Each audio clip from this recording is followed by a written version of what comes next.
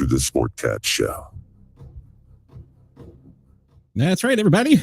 I'm here, large and in charge, Sportcat. I'm here with your daily Gazette today. I hope everybody's having a great day. We are live on Yerg's Radio, Rainbow Radio, and of course, Radio X in Australia, and Talk Radio X in Australia. Come over and join us on our YouTube channel because we have a great group there, a regular group of chat. You can come in and educate me, inform me, even harass me. Wendell's here. It's good to see Wendell again. Hello, Chris. Chris is here. Denise, I've missed you, girl. Come back and stay with me for a while. And Denise, keep me updated. I don't think we're going to see any smoke today, but keep me updated. And Brenda, I don't know what she's doing. She's hard waving a hand or something, but she is here, so we're glad to have Brenda. And of course, her show is called Beyond the Box. You can check it out. All right. Well, you know what? We were a little delayed because me and Ross were chatting. And I want to give you a heads up. Tomorrow, I may be a few minutes late because, well, Miss Ginger, and if you don't know who Miss Ginger is, that's my spoiled puppy dog. She is going to have a doggy daycare day. It's a mobile grooming thing. And they're going to be here at 12:30. So depending on how things go, hopefully she'll be just fine. And I think she will, but I may be a couple minutes late. So just bear with me. We got to take care of Miss Brenda. I'm seeing Brenda down there. Miss Ginger, because, well, she's a spoiled princess, you know. She is my little girl, so to speak. All right, well, let's start off with today in the National News Day. And what is today? Well, today is a lot of things. And let's start. It's Aces Day. Well, an ace is usually a golf thing, but I don't know what Aces Day is for wearing stretchy pants. We're going to check this out because I'm a fan of stretchy pants. And Aces Day takes place on the first Wednesday in May, and it's May 7th this year. That's correct. Today is 7 May, and twiddling the video game controller and punching air on TikTok videos is the maximum exercise most kids get these days. Project ACES, okay. All children exercise simultaneously day aims to change this. In the past few decades, there's been a stark rise in obesity. Hey, this guy too, in the past decade. Among children, young adults, how about old guys? And Ginger, by the way. To reverse this trend, people are coming up with unique ideas to instill healthy practices. All right, well, that's a great idea. So get out and do some exercise with your children. We could all use a little exercise. I know when I get back home, me and Miss Ginger are going to have to work a routine out so that... Oh, I think moms give her too many cookies or something. So let's see. Yes, she is getting her hair did. Yes, she is. And she's going to be a little princess. And well, they're going to do a facial, and a blueberry foam facial. And then they're going to put balm on their nose, but she's going to get the other end treated too. So yeah, she may bite me. If you've ever had your dog to a groomer, you know what I'm talking about. I'll just leave it at that. It's Bladder Cancer Awareness Day. That is something that affects many people. Hey, it's the Great American Grump Out Day. It's an American tradition, apparently. Let's get your grumpy mood of the day off today. Celebrate the Great American Grump Out, the first Wednesday of May this year, coincidentally on Exercise Day. Okay. It takes place on May 7th. What sounds like a day to be grumpy is quite the opposite by kicking the grumpy mood out the window or the door. It's if yours is too big to fit through the window, you spend a day fully in happy vibes. Well, yesterday, peanut butter is full of protein, and it will also stain your shirt. I don't know what the hell they're talking about there. But at any rate, don't be a grump today. I was a grump yesterday. I'll be quite honest with you. I was in pain during the show. And all right. It's Love's Baby Soft Day. I'm going to imagine that's probably for a company called Love's Baby Soft. I assume. I don't know. National Anxiety Disorder Screening Day. We all suffer from that. National Avery Day. If you know an Avery, message them and tell them hello. National Barrier Awareness Day. Let's grab on this one since a few of my listeners are under this, are This helps them. National Barrier Awareness Day is an annual observance that takes place on May 7th to encourage people to break down obstacles responsible for preventing social integration of persons with disabilities.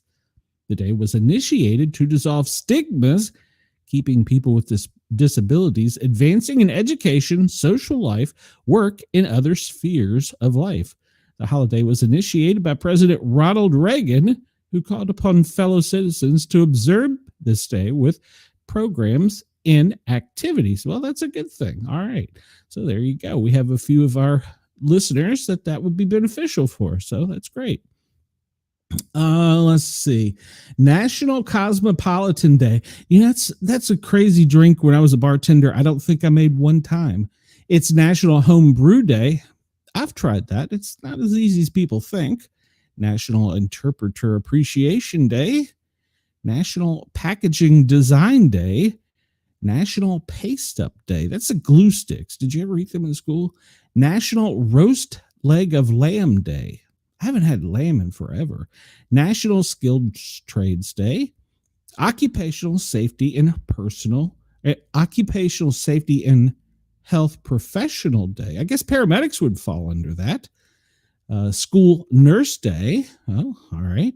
It's Jay Balvin's birthday. All right. Mr. Beast's birthday. Rico Nasty's birthday. And Sarah Busquets' birthday. And I don't know any of them, so maybe I should. We've talked about this before. I just don't know all these things. My chat's going crazy here. Hold on. Let me see what's going on. Yes, Ginger's getting her hair did. She might bite me. Yes, she will. There's always a possibility. Just want to make it, Chris says, want to make it public. Dr. Mark A. Grow today and always will. It stuck with you, didn't Chris? Wendell says, I just don't like anyone. Well, come on now. You gotta we gotta like Brenda and Andy. So now you got me wanting a gyro. That's right. That was what a good gyro is made of. I had forgot that. And Brenda says today she's a grump. Brenda, don't be grumpy. Be happy. Smile, be happy. I would play the song, but it would copyright me. All right. So it's National Tourism Day. Let's see. I'm looking here to see if there's anyone. National Bike to School Day. I used to bike to school. Did anybody else bike to school? And that was it was probably the best part of my day, except for the uphill going home. But other than that, Paste Up Day, Roast of Lamb Day. All right. So we've got them all covered. We've got all the national days covered. Let's see what happened on this day in history. We're going to go back way back around Brenda's time. 1429, the English siege of Orleans broken by Joan of Arc and the French army. 1867, Swedish chemist Alfred Nobel patents dynamite in England, the first of 3 patents he receives for explosive materials. But the Nobel Peace was a Nobel Peace Prize, but he made dynamite? Okay, did not know that. 1912, Columbia University approves plans to award the Pulitzer Prize in several categories after establishment by Joe Pulitzer. Now, you know, Chris, if you have a day named after you, these guys, we got Pulitzers and we got, who's the other one? Nobel. Is that kind of pompous too? In 1915, the RMS Listania is sunk by German submarine off the coast of Ireland with 1,198 lives lost. In 1945, unconditional surrender of the German Third Reich to the Allies is signed by General Alfred Jold at Reims in northern France. 1952, the concept of the integrated circus, the basis of modern computers, is published by Geoffrey Doomer. And now look at us. We have AI. It does it for us. 1952. Oh, I just read that one. 2017, Emmanuel Macron wins the French presidential election, defeating Marie Le Pen. Today in film, 2017. Don't know what this movie is. Bahubali 2. The conclusion becomes the highest grossing Indian box film ever. All right. 1824. Ludwig van Beethoven's Ninth Choral Symphony, often regarded as his greatest work, premieres at the theater in Vienna. Today in sports, 1992, champion Puerto Rico jockey Angel Cordero Jr. retires after winning 7,057 thoroughbred horse races. Now, I'm just going to throw this out there. He had to have some serious back pain. I mean, serious back pain, all those horses. Let me go back to Brenda here. Checking the chat here. See, I try and keep up with the chat. So if you're listening, allowing me to tickle your ears, or you're listening on Spotify, you need to come over live and come over and check out our chat. It's always very, very hopping. There's always a lot of people in there, and they keep me on my toes. Brenda says, I walk 5 miles in the snow both ways. Well, yeah, I did ride my bike in the snow. And Chris says, I say some awful things, but even I can't say Brenda was around 1429. I am not mad. I don't have gray hair. You dye your hair. So Brenda says we are the same age. I'm just 26. So 1896, H.H. Holmes, he's a serial killer. He was hung in Philadelphia after conviction for the murder of Benjamin Peitzel. While he was executed for just one murder, he confessed to killing 27 people between 1891 and 1894, many of them in his Chicago murder castle. In his confession, he stated, I was born with the devil in me. I could not help the fact that I was a murderer, no more than a poet can help the inspiration to sing. It's funny, I tossed a story that I was going to cover today, that the guy said the devil made him do it. And we talked about that. 1919, Eva Perón, the first spouse of Argentina, is born. Okay. And 1960, Leonard Brezhnev becomes a general secretary of the USSR. Man, must have been a slow news day there. All right. So that's all we got. Well, everybody knows Mother's Day is coming up. And so I thought I would help us out a little bit.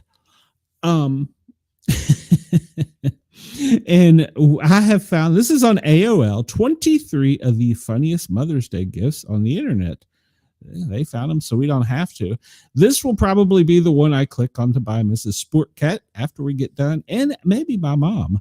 The White Trash Cooking Cookbook, a hilarious and nostalgic gift for the mom who embraces comfort food and doesn't take herself too seriously. You think I'll get in trouble with that? That's by Ernest Matthew Mickler, and it's called the White Trash Cooking Cookbook. I'm sure it's available on YouTube. It's got high rankings, and this is the 25th anniversary edition. So that will probably be one I get. Or I'll probably get this for my mom. Always use protection oven mitts. It's adding a dash of cheeky humor to mom's kitchen because, well, safety first. Brenda says, oh my God. Brenda, we could get this one for you. A voice-controlled eye massager. It's the perfect excuse for mom to finally tell those kids to buzz off while she's getting an eye rub. Hey, while she's got those goggles on, you never know what could happen. No need to swear at mom. A hilarious adult coloring book. All right.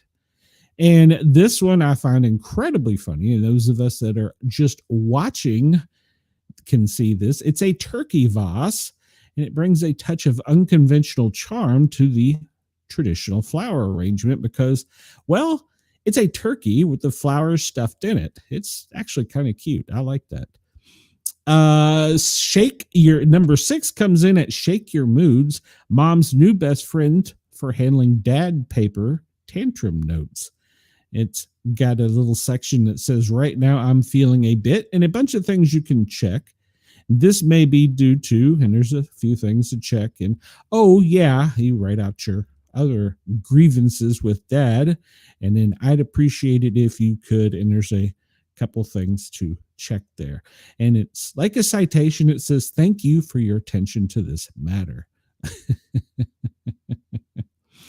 Chris says, as your friend, I don't see a positive outcome for you if you get the white trash cookbook. Well, it's better than this. I know this might be for my daughter's wedding gift because she loves the Golden Girls. So number 7 is a Golden Girls planter. She loves to plant. Let's mom combine the love of plants with her appreciation for the iconic sitcom. Okay, somebody have to help me out. I don't remember, but it's the lady who played the oldest lady. It's actually pretty cute. That I might get. I will get that for my daughter's wedding present. So she asked me to give her away again. I've given her away once. She came back. I don't think it's my responsibility to give her away again. We've been having this argument since she got engaged. Butts on Things puzzle. Well, if you like a puzzle, it's a puzzle that has things that have butts on them. So there's that. And how about this? Hey, mom, feeling salty, grab some emotional support fries. Well, it says that a review states, my husband and I have had a lot of stress lately, and we've been purchasing boxes of fries to eat away our stress, which isn't great for the waistline, well, but they're so good. As soon as I saw these fries, I knew I had to get them. Not only do they make us smile, but they are soft and calorie-free and perfect for the size and they look adorable on our couch.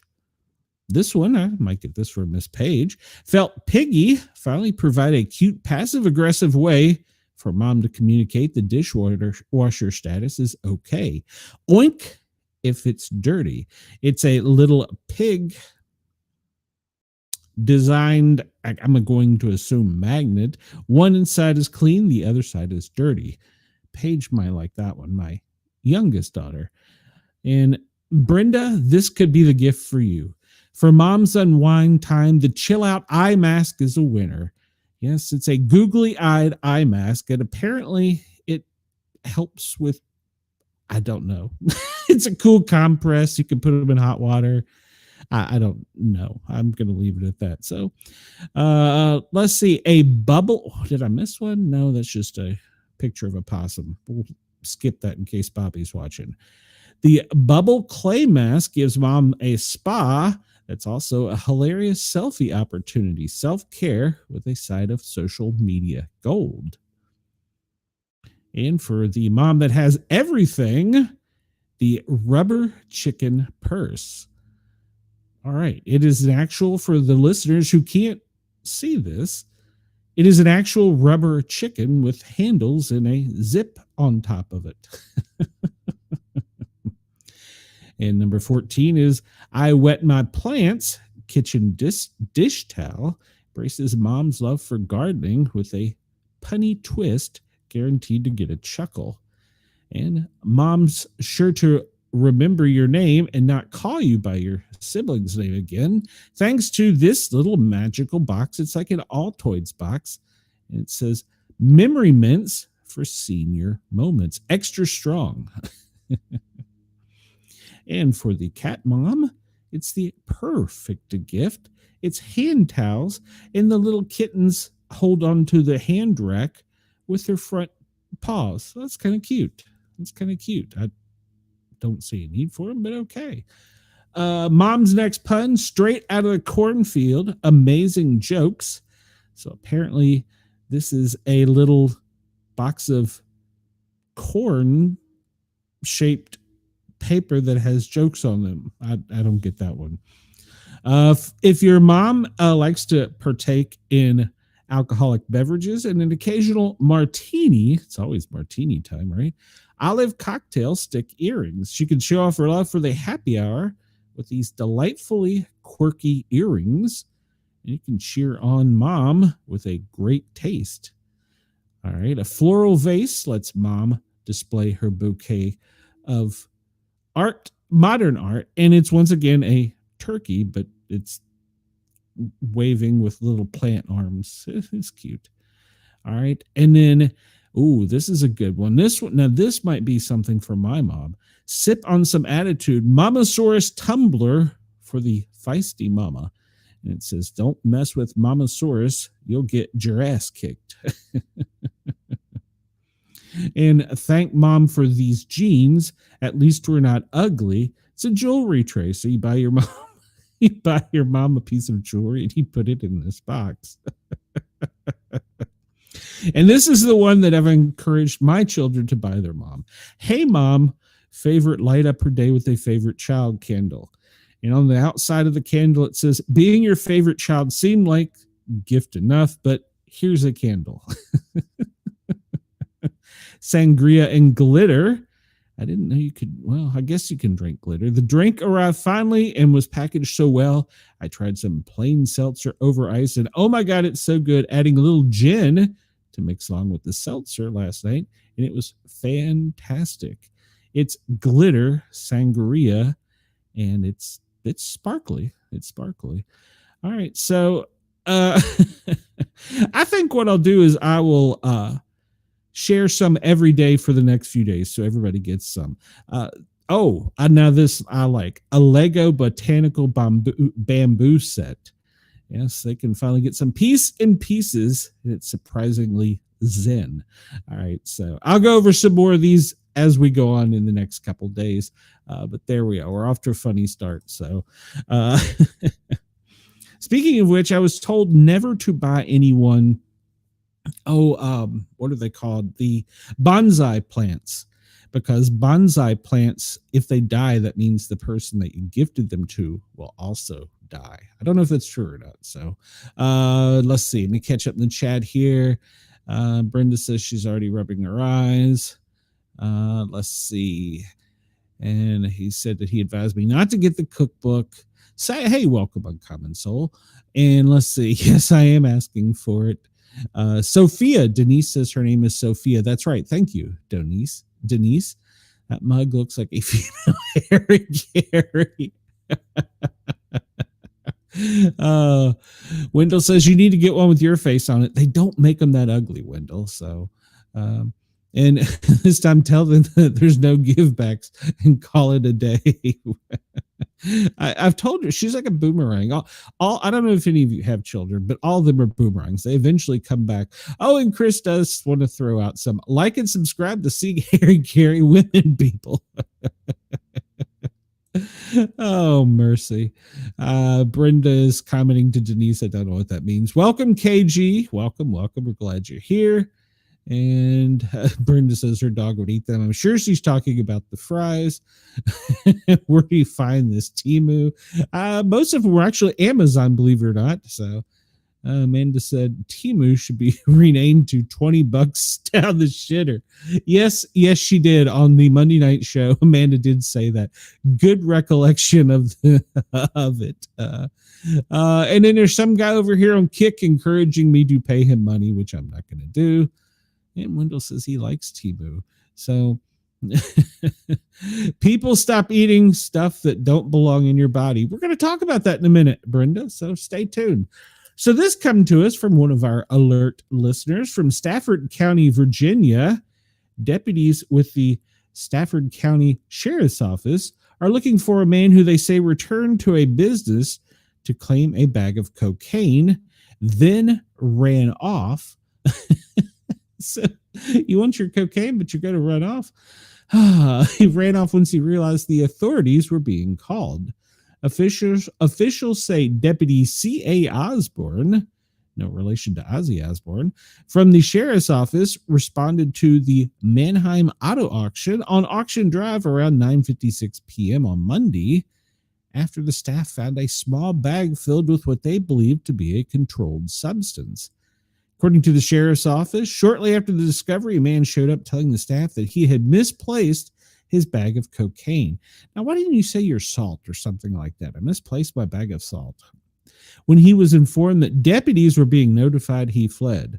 The sheriff's office said in a statement, the man is welcome to stop by the office and converse with Deputy Osborne about the incident. Investigation is ongoing.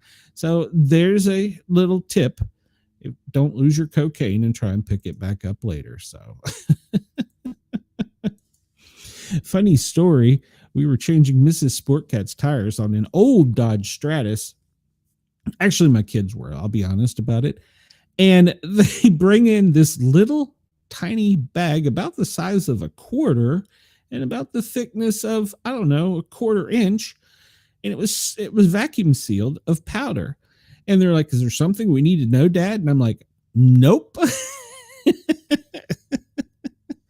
Oh, so I kid Mrs. Sportcat that she hid her toot and the kids found it. So, but obviously it was thrown down because it was under the tire, and we bought the car new. It was under the tire, the spare tire. So obviously a factory worker threw that down in a hurry or misplaced it. So, but if the canine dog had hit on that, that would have been, I would have never let her off the hook about that. All right. So Brenda asked for, you got it. Major food companies are accelerating to the Make America Healthy Again changes to recipes. I know. I'm so disappointed my Mountain Dew is going to taste different. Major companies like PepsiCo and Tyson Food are accelerating changes to the American recipes to more align with the Make America Healthy agenda. Health and Human Services Secretary Robert F. Kennedy Jr. And also, by the way, breaking news as we came on, he has requested that he get Secret Service protection from a medical cartel. And I Googled medical cartel and could not find any news about that. So I will keep checking on that. So Health and Human Services Secretary Robert F. Kennedy Jr. announced last month that the Food and Drug Administration is working with companies to phase out petroleum-based food dyes by the end of 2026. And there's also some controversy about the wording of what they're doing and saying that they're basically just still going to be adding a dye, but it's going to be different. I'm not sure. That was breaking too as we came on. So that this is smoke and mirrors is what they were saying. I don't know that I believe that, but at any rate, they're banning numerous other color additives. The CEO of both PepsiCo and Tyson's Food have said they will be ahead of such changes on a rigorous schedule. Ramon Laguanta, the head of PepsiCo, said in a recent conference call that he wants his company to lead the way on ridding products of artificial food dyes. PepsiCo makes drinks like, obviously, Pepsi, my favorite, Mountain Dew. I'm going to mourn them. Gatorade, and owns Frito-Lay, which makes Doritos, Lay's, and Sun Chips, to name only a few. Specifically, brands like Lay's and Tostito will be rid of artificial colors by the end of 2025. That's not far away in the big scheme of things. A year ahead of Kennedy's planned phase out. We've been leading the transformation of the industry now for a long time on sodium reduction, sugar reduction, and better fats, said the CEO. All right. Well, he was on a press call with the Food Business News. When we talked about the U.S. food business, 60% of our portfolio today doesn't have any artificial dyes. So we are undergoing that transition, he added. For example, brands like Lay's will be out of artificial colors by the end of this year. And some, with the Tostitos of the big brands, are already well underway. He said that he stood by the safety of all PepsiCo products as they are now, but acknowledged that the shift to more natural ingredients is what consumers are asking for. Well, they might have noticed over half the country voted for it. In the next couple of years, all of PepsiCo products will have natural colors, or at least options for natural colors, so the consumer can choose. As long as they don't change the taste of a Mountain Dew, I don't care if it's clear. Our products are very safe and there's nothing to worry about. Then why are we changing them? And why do other governments not allow them? Anyhow, I digress. But we understand that there's probably going to be a consumer demand for more natural ingredients. And we're going to be accelerating that transition, he said. Ideally, we can do this in a very pragmatic, orchestrated way as an industry and not create unnecessary panic. I'm already panicked about my Mountain Dew here.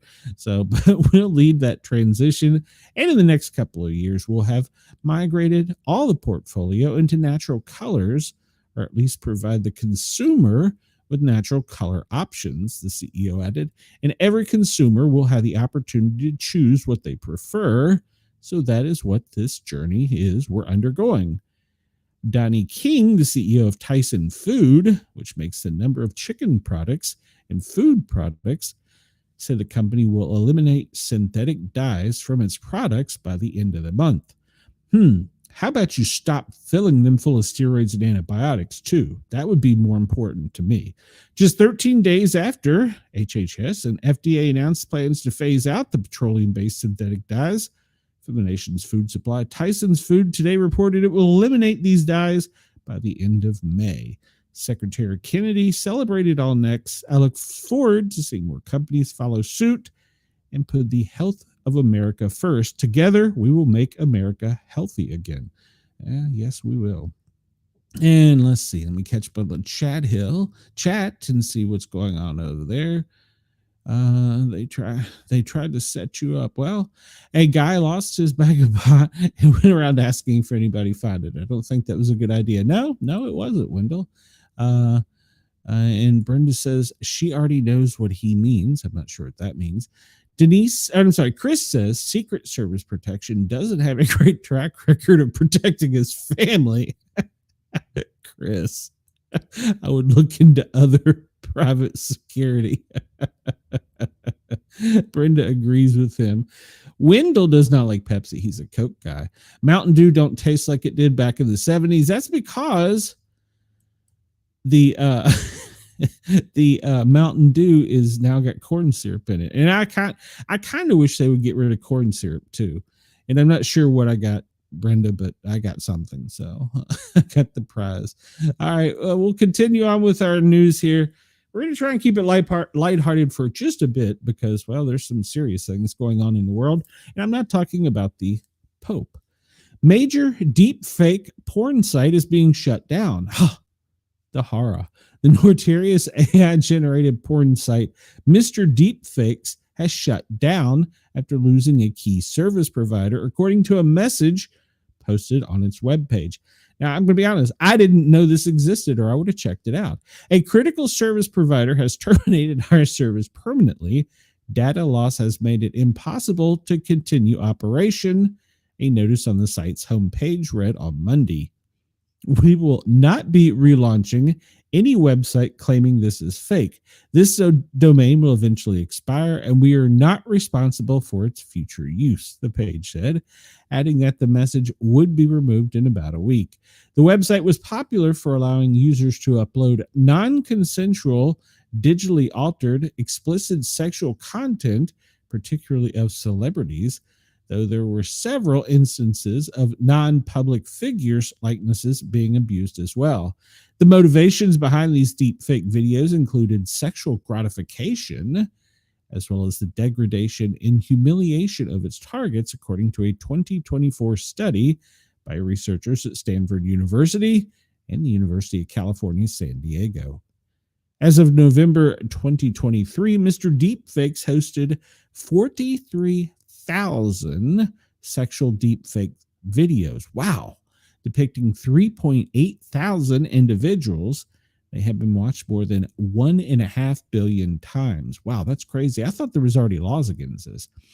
Of these, 95.3% of the targets are celebrity women. The researchers also show that despite purportedly banning such content, there were hundreds of documented instances of private individuals being targeted and more than 1,000 video with violent scenes depicting rape and abuse. So I thought this was already outlawed. Federal regulators and other institutions have grappled with how to tamp down on this new frontier of disinformation. And right now, Texas is undergoing a controversy in the prepping world because they say if you make a political meme, they will come bust your door down and arrest you. So that's in the conspiracy theory prepping world that they're upset with Texas.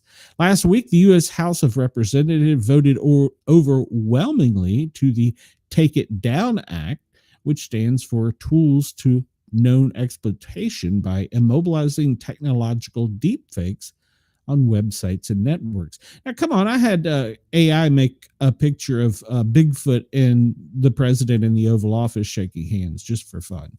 The act would establish strict penalties and fines for those who publish intimate visual depictions of people, both real and computer generated.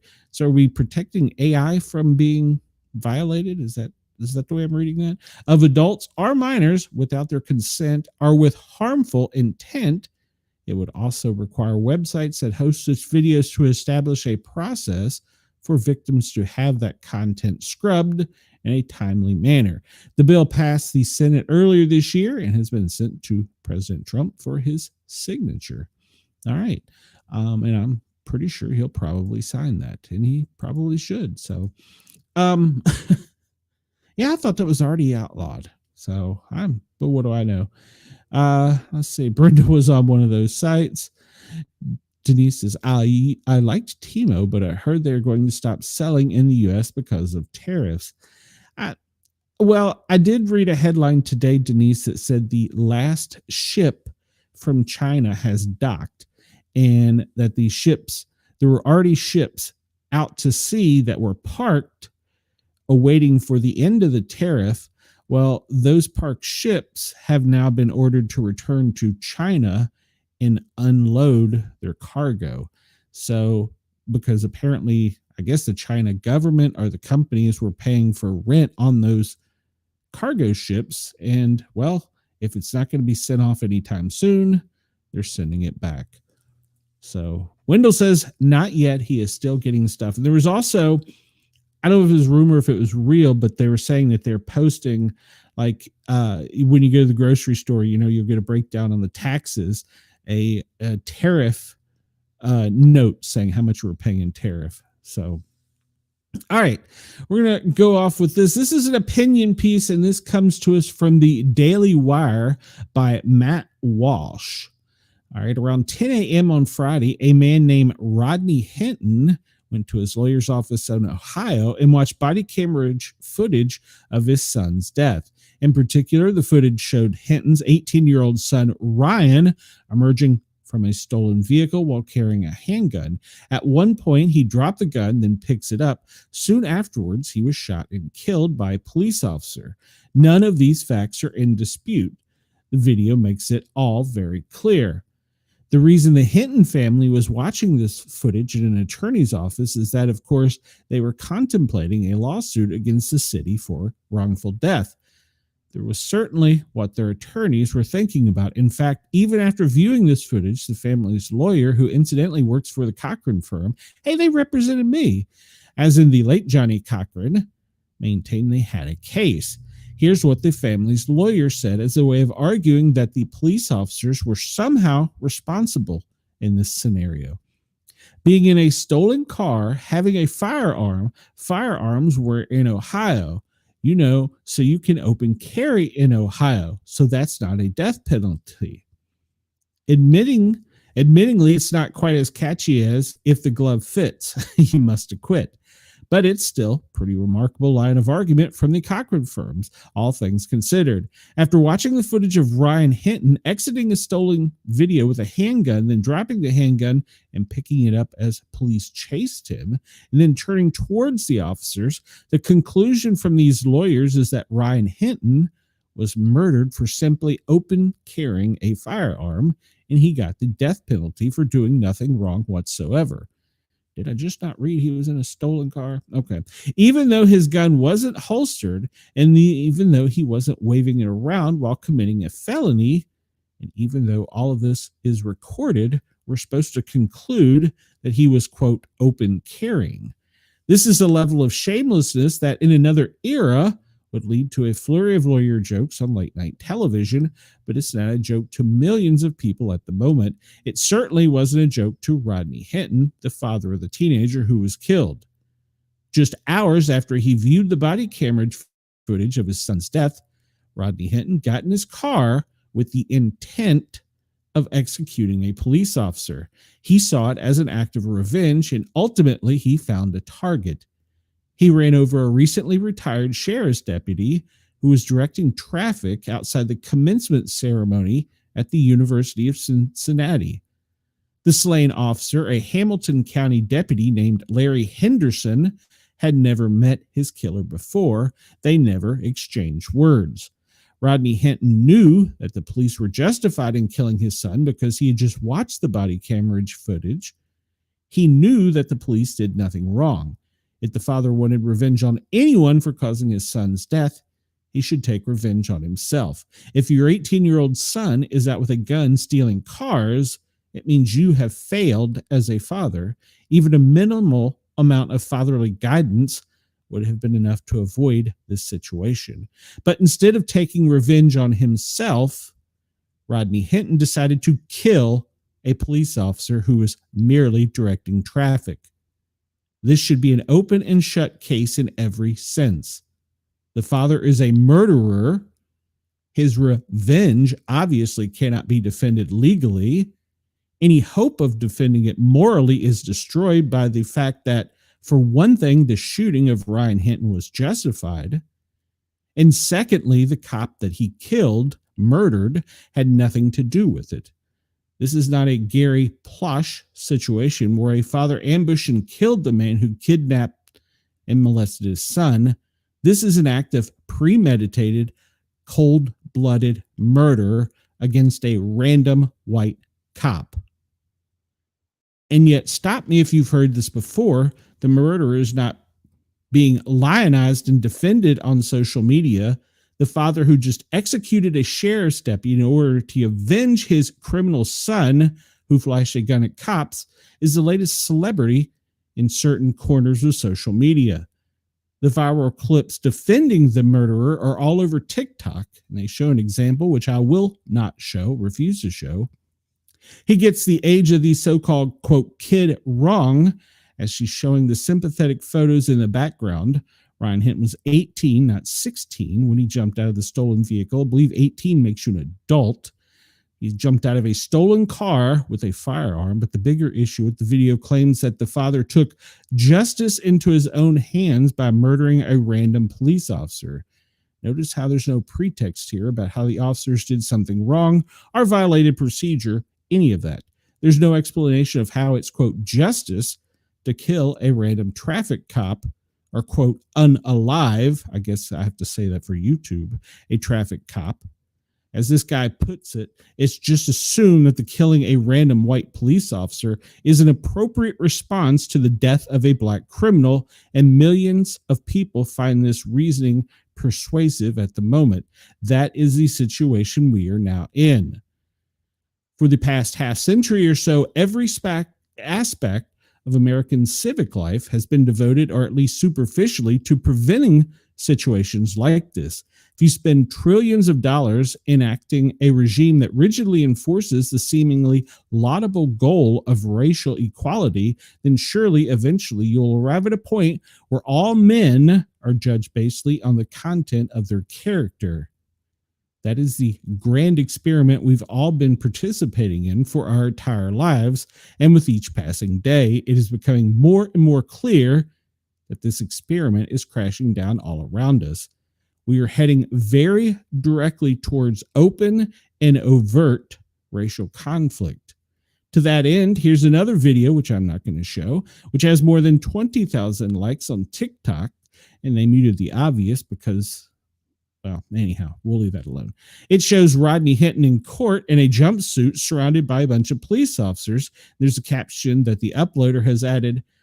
They really tried to use over 30 deputies to intimidate Rodney Hinton, but he kept his head high.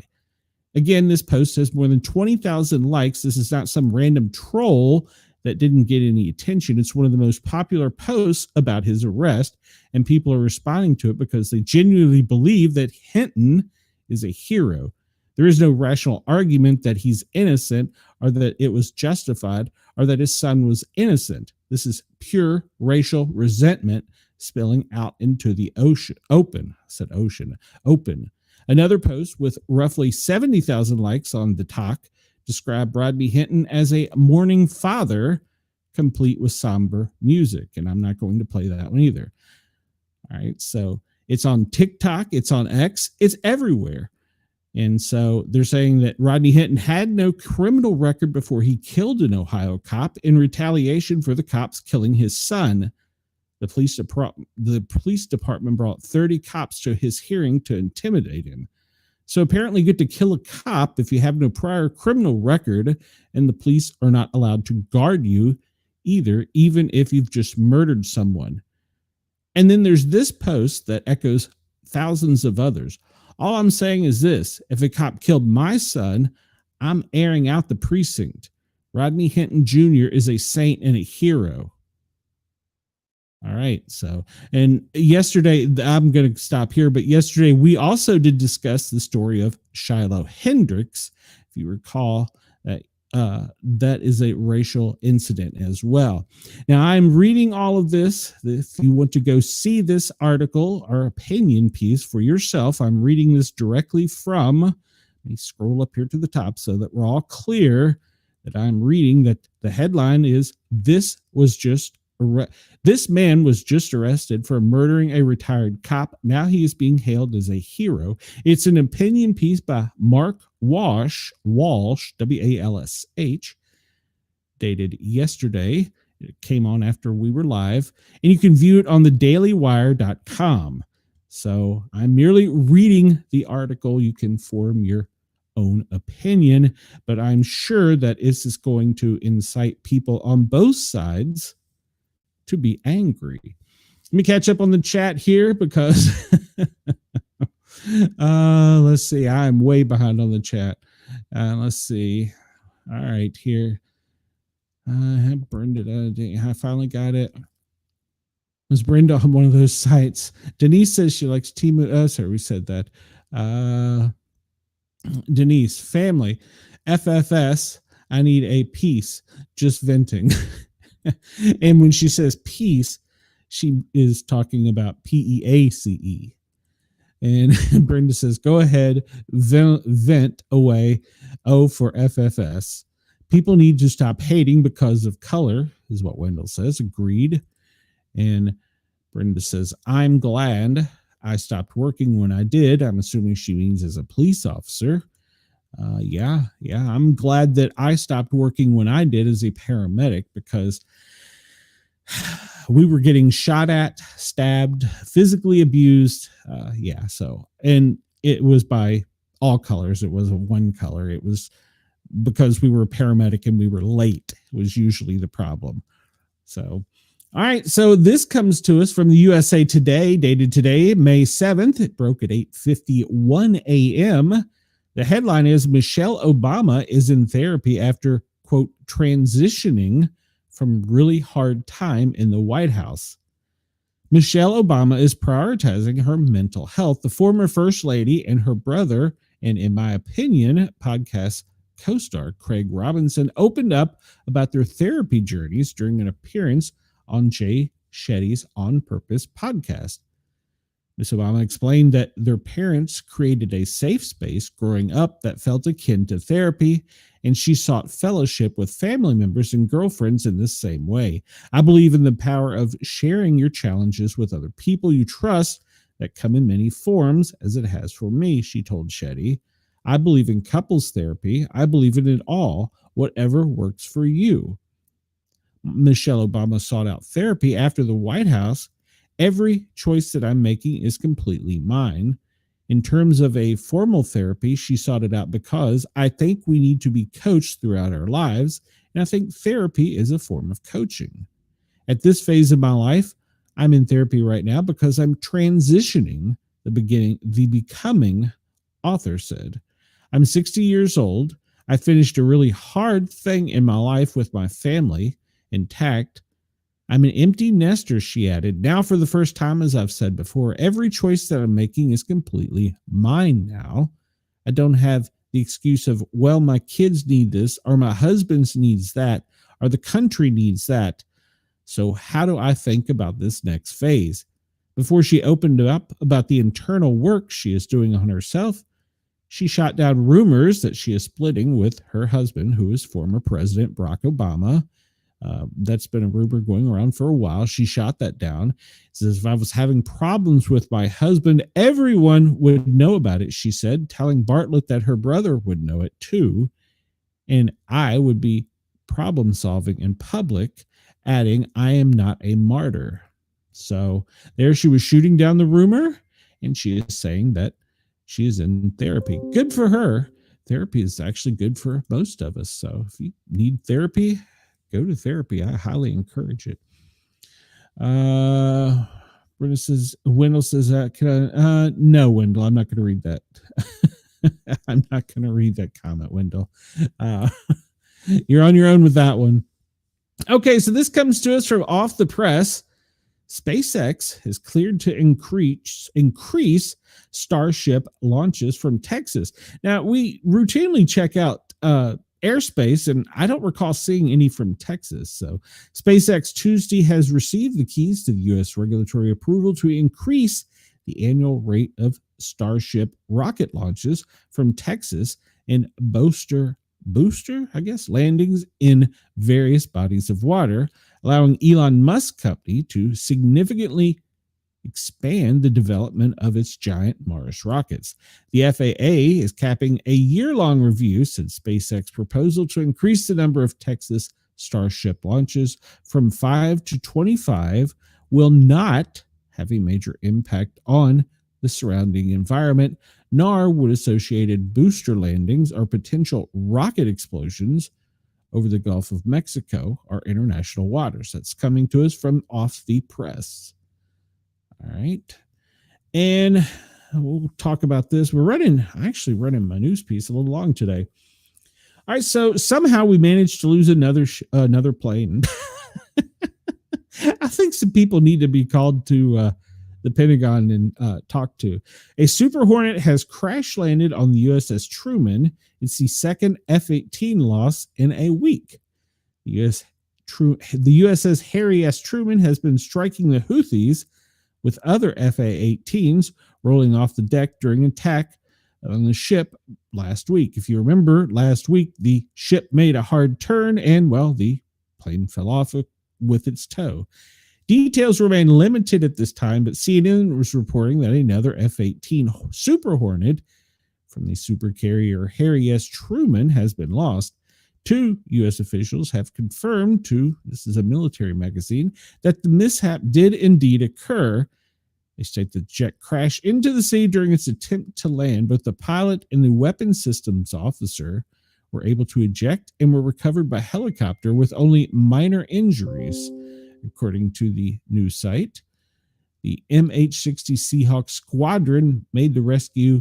The F-18 Super Hornet from the VFA-11 Red Rippers was lost. This is the second loss of a Super Hornet from the carrier, one of 2 operating in a region. The other loss occurred while the vessel was evading a Houthi attack, with the Super Hornet rolling off the deck and into the sea. Nobody was hurt in that incident, thankfully.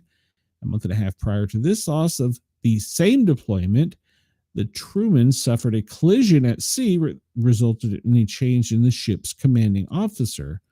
Not long before this mishap, another one of the carrier's Super Hornets was accidentally shot down by a U.S. Navy cruiser assigned to the Truman Strike Group. USS Harry S. Truman has been deeply involved in a months-long intensified air campaign against the Houthis in Yemen. Those hostilities have now come to an end, according to the White House, with an extremist faction was reached in a ceasefire agreement. I do want to make a comment on this. I did read last night that the Houthis public information officer, I don't understand how a terrorist organization has a public information officer, but says that they did not reach a deal with the United States, that they said they are still going to be targeting ships from Israel. Separately, the Iran-backed Houthi rebel group took a shot at the Truman on Tuesday. 4 sources said the president announced a major apparent ceasefire with the group hours earlier. It is not clear whether the 2 are related. Now, my question is this. These guys are in John boats with Johnson motor boats attached to it with bolts, coming at our super carriers, and we haven't eliminated them yet. We're the world's greatest Navy. Well, we used to be before we stopped losing aircraft. I don't know. But also, ironically, just after announcing that we had a ceasefire with the Houthis, a terrorist group, India and Pakistan started slinging rockets and bullets at each other. So was that a coincidence, or are we just aiming it somewhere else? Because I've pointed out numerous times that the war machine needs somewhere to put its aggression so that they can make a profit. And that's pretty much historical when I say that. You can research it and do your own homework. All right, so this article comes to us from Zero Hedge. Not under command, a Maersk container ship is adrift. Here's all your Temu stuff, Wendell, off the U.S. East Coast after an engine room explosion. A 335.5 meter container ship has been adrift off the U.S. East Coast for more than a week with an engine room explosion. It's knocked out its propulsion system. The Maersk Sana, a container ship which was en route from Newark, a container ship en route from Newark, USA to Singapore, remains not under command in the Atlantic off of the Bermuda coast after an engine room explosion disabled her propulsion on 28 April. The ship tracking Marine X wrote, the vessel came to a halt at 13:35 Universal Coordinated Time and has been drifting ever since.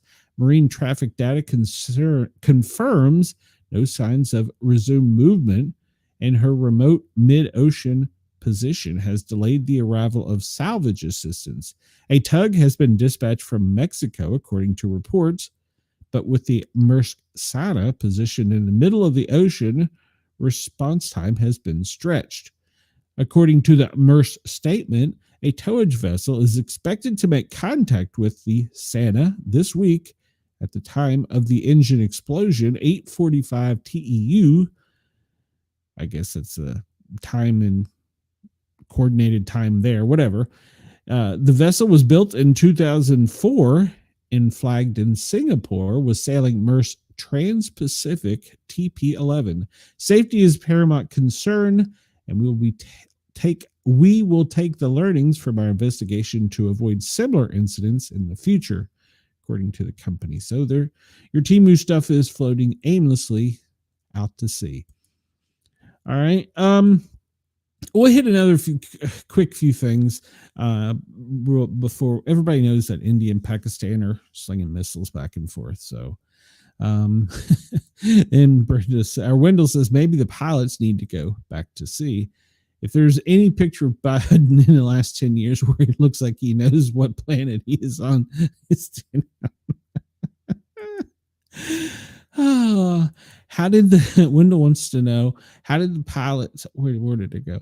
Maybe the pilots need to go back to school. How did the pirates climb away from a John boat onto a ship anyway? Well, apparently they have something like Batman where they launch grappling hooks and then climb up them. I don't know. So, all right, this comes to us from Defense News, and it is dated May 6th, 2025 at 4 p.m. Special operators want electronic attack and firepower for watercraft. Tampa, Florida, naval special operations officials have fielded a variety of new vessels in recent years, but are looking to add both electronic and kinetic firepower to some of those watercraft. From surface vessels to dive gear, undersea vessels, and dive shelters, officials with a Special Operations Command Program Executive Office Maritime laid out their needs on Tuesday at an annual global SOF, which is a Special Operations Force Week.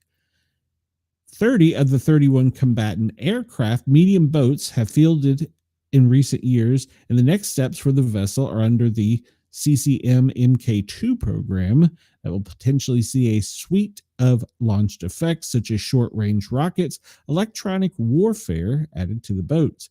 Those launched effects follow under a program known as the Maritime Precision Engagement, basically adding a precise strike capability to the vessels.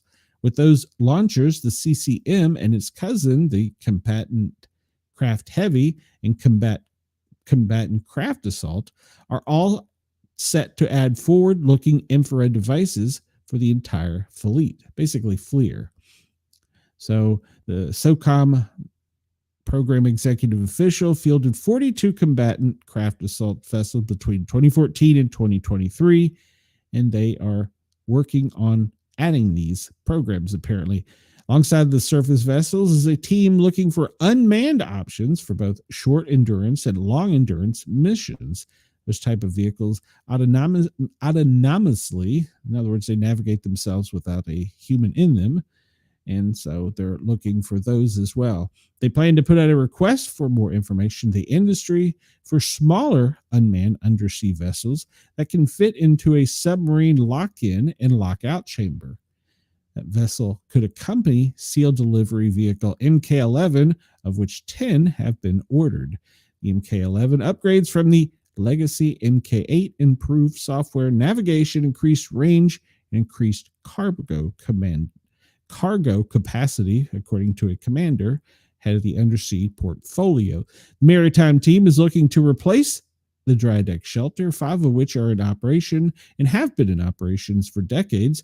The dry deck next project kicked off in 2024 and is expected to span 5 years, looking at various ways to improve on the older shelter. So basically, if you want to get the crux of this, they're looking to get new toys for the SEALs and probably Delta Force and the Marines and all of them. Speaking of the Marines are getting a new sea glider. Yes, a sea glider. It aims to deliver small groups of Marines low over the waves. And if you look at the vessel that they're looking at, it has 1, 2, 3, 4, 5, 6. Is that right? 1, 2, 3, 4, 5, 6. 12 propellers, aviation propellers, and then it has pontoons on each side of the wing so that it can float.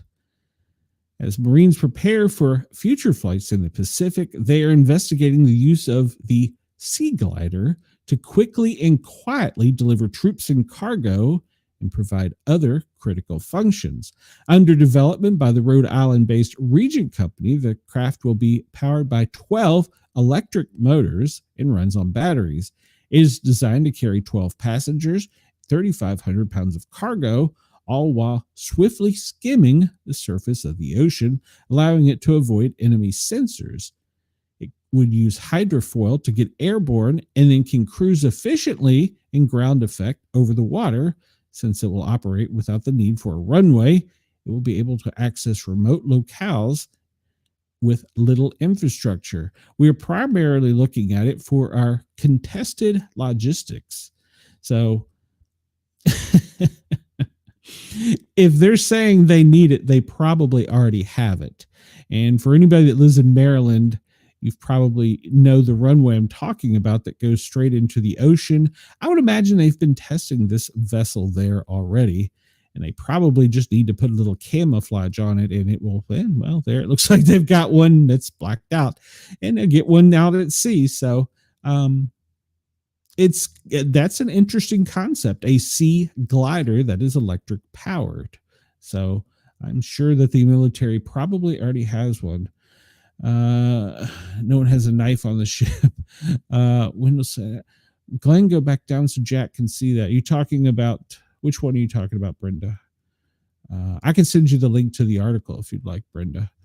All right. So this comes to us from, let me make it TWC, which is it's military. It's a military magazine called TWC, Tango Whiskey Zulu.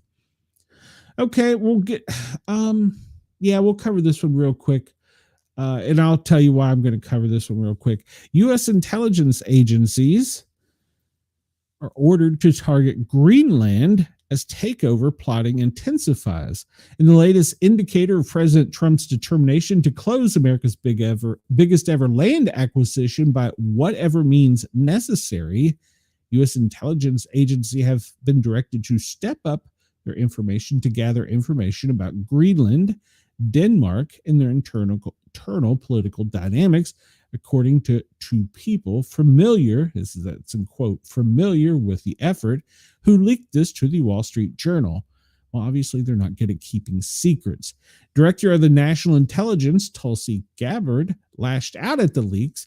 The Wall Street Journal should be ashamed of itself, aiding deep state actors who seek to undermine the president by politicizing leaks, classified information. They're breaking the law and undermining our nation's security and democracy, opting against a similar fire-breathing Security Council spokesman, James Hewitt. He was rather restrained. The president was very clear that the U.S. is concerned about the security of Greenland and the Arctic. According to the Journal, this directive came out last week as a collective emphasis messages, and we can check out aircraft and see what we got. But I would like to point out that yesterday, somewhere in Greenland, I love the picture of American spies in Greenland dressed in polar bear suits. Somewhere in Greenland, a cyber attack was unleashed on the United States that did actually cause some concern. So I'm going to skip these articles and we'll get straight to what we normally do. If you want to check them out, an Army combat medic fought off an active shooter and rendered first aid. He is getting an award. You can read that on Task and Purpose. And in Zero Hedge has a video of Trinidad gangsters attacking NYPD officers for no reason, basically what we're talking about. We said that Trump said that he is going to stop the bombing on the Houthis. And, well, we know Pakistan is slinging rockets back and forth with India. So, yeah, there you go. And in Israel is fully bombing and disabling Houthi terrorist bases. And then also, if you're really curious about a crazy article, the BBC has an article about the end of life on Earth. It's when our planet runs out of oxygen, and apparently scientists have worked out when that's going to be. So if you want to read all those articles, you can go check them out. Let's get into what we do daily here. I'm running over time here a little teeny tiny bit. Where is it? It's right here.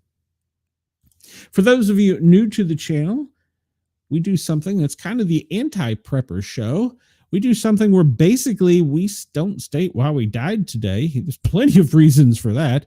We state reasons why we didn't die today. And we do a little thing called the Daily Operations Briefing. This is brought to us by FEMA. This one is dated Wednesday, 7 May 2025, and was presented to the president at 8:30 a.m. Eastern Time.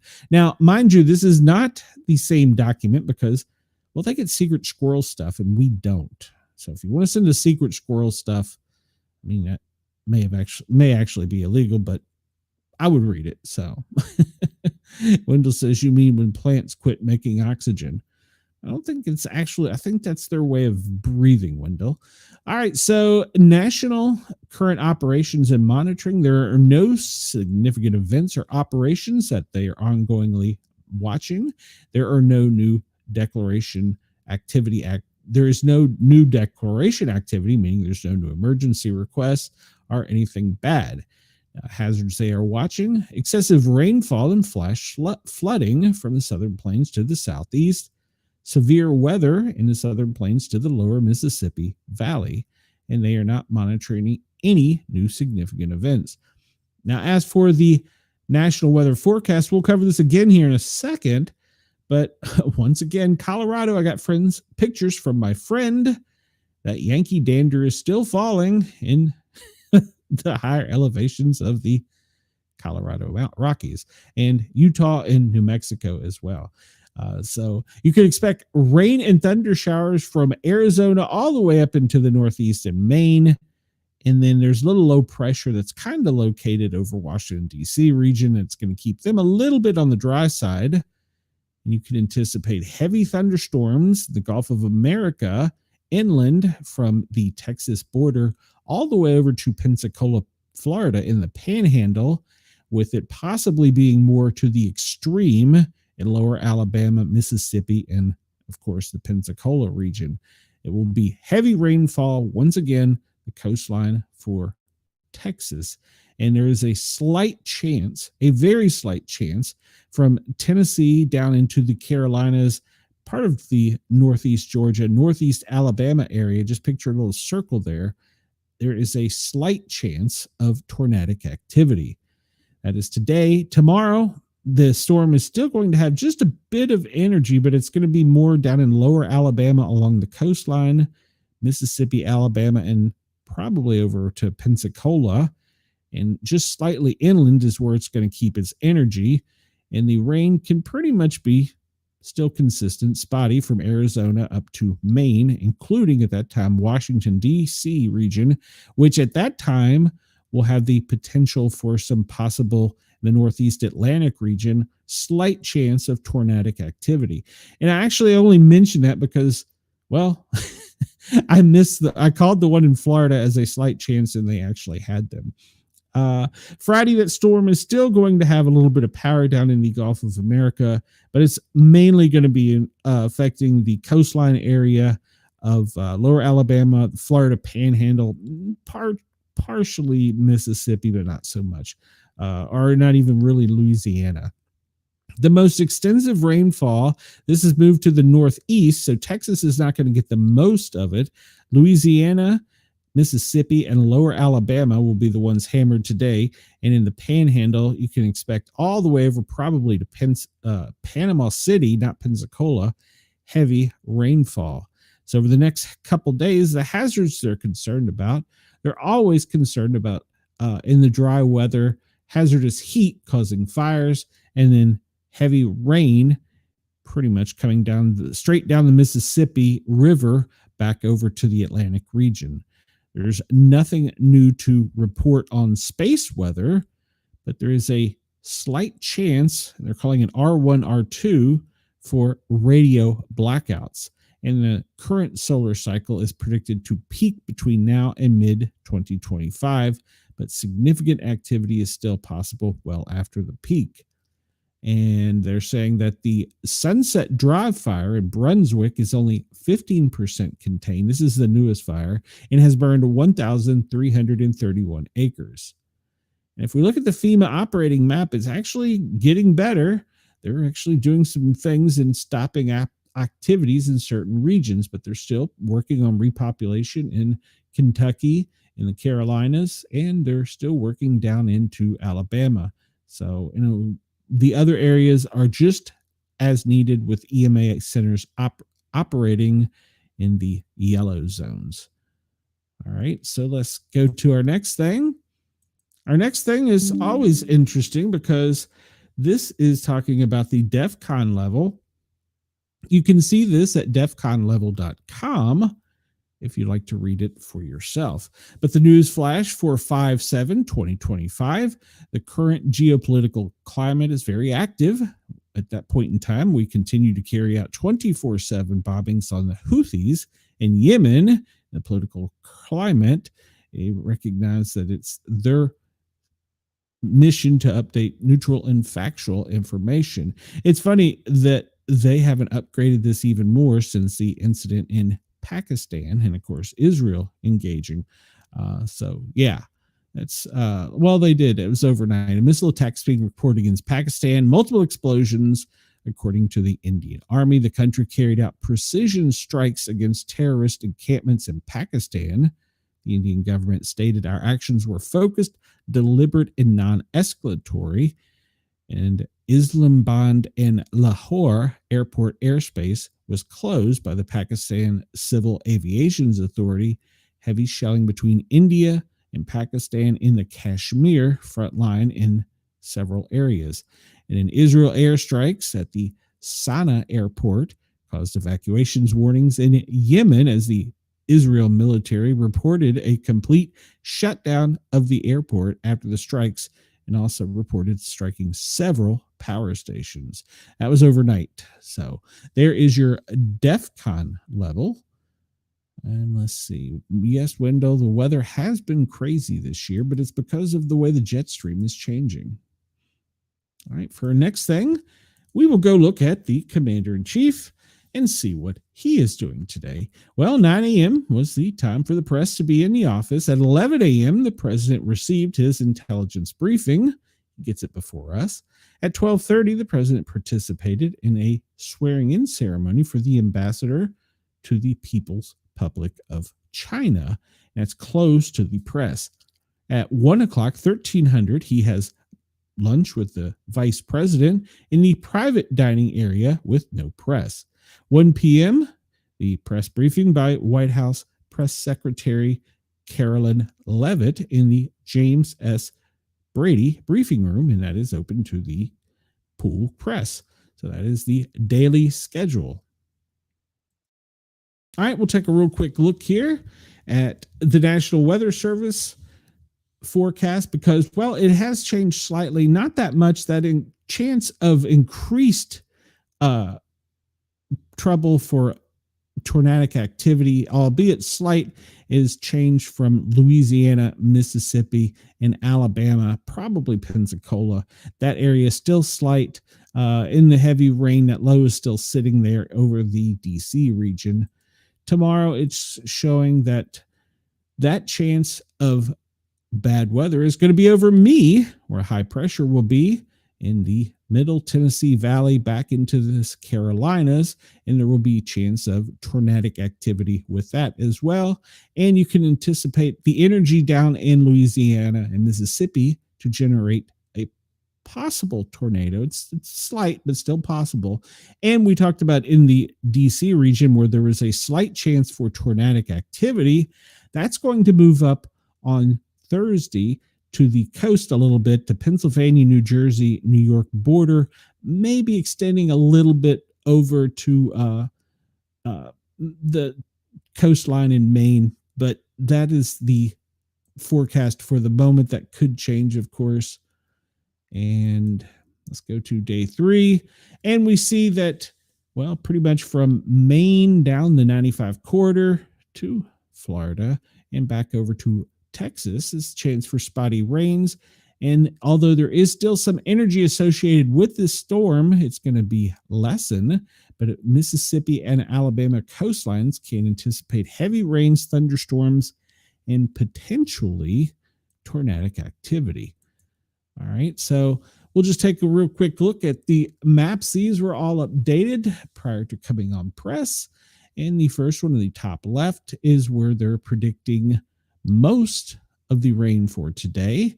They're calling it in Oklahoma, whereas the other, the Weather Channel, or not the Weather Channel, the National Weather Service called it for lower Louisiana to have the most rainfall. And then wind, they're saying most of the wind activity will be primarily in Arkansas and Oklahoma, but the coastline pretty much from Texas over to the Golden Coast, or the Golden, it is called the Golden Coast. It's in the panhandle of Florida. So the wind activity could be elevated, as well as off of the east coast of Georgia and Florida. And now the hail forecast, they did call for some hail in these storms, and that's going to be pretty much all of Oklahoma, central to the coastline of Texas, back down over to Louisiana and the Gulf, and just a very slight chance on the east coast of Georgia and Florida. And so they're predicting this. They're using the NOAA tornadic outlook, and they're saying lower Louisiana, Mississippi, Alabama, and Florida is where the chances are the highest for any tornadic activity for the next 24 hours. And then the wind outlook, it's going to be windy in the Gulf of America pretty much no matter where you are, but it's going to extend inland a little bit due to those storms. And then the hail outlook, well, it looks like Texas and Oklahoma will stand the highest, even though it is slight risk of hail activity. So that is according to the NATOcast and National Weather Service. Two different ones, but they put them together to show you the comparison. Let's take a look currently on Zoom Earth, and we're looking at Australia. It's semi-cloudy, but it's going to be a breezy day. The radar is showing currently that over in Cairns, down off the coastline of Melbourne, there is a little bit of precipitation, maybe over central Queensland. It's going to be dry and cool in the center of the continent, in the country. And over in Canvaroon, is it Canvaroon or Carnvaroon? I need to get new glasses. Carnvaroon, maybe a little offshore rain. Let's look at the anticipated precipitation. Maybe, just maybe in the far northern tip, you might get a little bit of precipitation, but otherwise it looks to be kind of just a windy, cloud-free day. Now, they did say down in Tasmania that there is a slight chance, for snow, what we call the Yankee Dander here in the South. Currently, on the West Coast, it is 77 Broome and 62 in Perth. It's cooler there. Darwin 76, Alice Springs 59, Adelaide is 48. We're using Fahrenheit. Melbourne is 50, Sydney is 63, Brisbane 58, and we get up to Cairns and it is 74. Let's zoom out and go up to the states of America and see what the current temperatures are. Right now, we'll start off with Columbus, 69, Washington, D.C., 73, New York, 72, up in Vermont, in Burlington, it is about 57, Boston, 68, going down the coastline, Jacksonville and Tampa, you win today for the highest temperatures, Houston, 85, down in Miami, down in Miami, if we zoom in, it's already in the 90s, so correct me, I stand corrected. West Palm Beach is showing that there's areas that are in the 90s, and down in the Keys is in the 80s, so it is getting warm in Florida. My son is actually en route to Miami right now. Memphis, 71. Here in Knoxville, it's probably about 62. Let's go up to Chicago, 63. St. Louis, 71. Louisville for Amanda is 70. Back over into the central United States, Mississippi. Minneapolis, 69. Sioux Falls, 74. Omaha, 72. Kansas, 65. Drop down to New Orleans at 75. Over in Houston, it's warm, but not as warm as Florida. It's 85. Amarillo, 58. Albuquerque, 56. Denver, 47. Remember the higher elevations, they're getting that Yankee Dander, that snow. Phoenix, 72. Over on the West Coast, Seattle is, let me zoom back out here, 56. Yakima, 70. And down in Portland, getting into the Grants Pass region, is 65, 69 in Bend, Eugene, 66. Crescent City, you're looking at 50 degrees dropping down the coast. In San Francisco, a nice cool day in the 60s. And down in LA, it's in the 70s. All right, let's look at the current radar for the United States. Well, we see that the center of the country, Kansas City, back over into, what is that, Garden City, Wichita, Kansas, that area is where the most precipitation is, in the center of the country. We look at that little front, it's not little, the front down in the Gulf of America, and currently New Orleans is getting the most precipitation, with it moving north-northeast and hitting Mobile.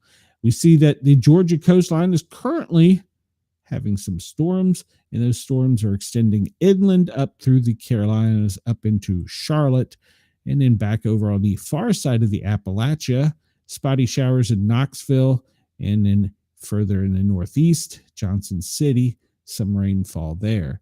That is currently the precipitation outlook is showing that Louisiana, New Orleans, that area will get the most rain. Inland, just into the west southwest of Huntsville, you can anticipate some rain, and they're saying here in Knoxville we may get a little bit of rain. We looked at the temperature already. Let's jump out of this one and go over and let's see what kind of warnings we're getting. Let's see. Brenda says, Wendell, don't listen to YouTube. Okay. All right. Well, you should listen to me. Let's see. I have a 2-minute delay between my phone and TV. Well, that's crazy. Chris says, sorry, I'm back. I had unexpected visitors at my door. I need to amend my previous statement. Our government has performed admirably in protecting the entire Kennedy for decades. Well, who are those visitors, Chris? Brenda says, I have to take my shot. Be right back. Is she talking about a shot of Jack Daniels or something for her chronic malaise? And Chris says, Florida has cities shown on this map. Didn't know they had any.